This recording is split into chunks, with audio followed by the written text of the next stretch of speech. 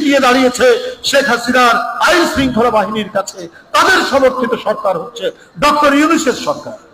তো সেইখানে এত দ্বিধা, এত দ্বন্দ্ব কেন?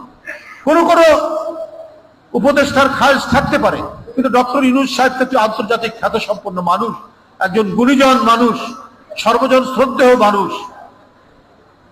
তাকে তো জনগণের ইচ্ছা অনুযায়ী, আকাঙ্ক্ষা অনুযায়ী কাজ করতে। কারণ আপনি হয়তো ভালো মানুষ, কিন্তু আপনারা আর যারা আছে তারা হয়তো নানা বিষয় থাকতে পারে। তা না হলে আজকে সচিবালয়ের মধ্যে ছাত্রলীগ স্লোগান দেয় কি করে, গোপালগঞ্জে আক্রমণ কি করে যারা আন্দোলনের পক্ষে ছিল তাদের উপর।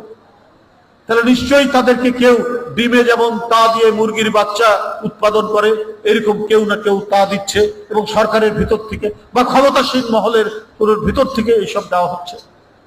আজকে অনেক বিতর্কিত লোক কয়েকজনকে উপদেষ্টা পরিষদের মধ্যে রাখা হয়েছে, যাদের শেখ হাসিনার আমলে যাদের ভূমিকা ছিল অত্যন্ত ন্যাক্কারজনক।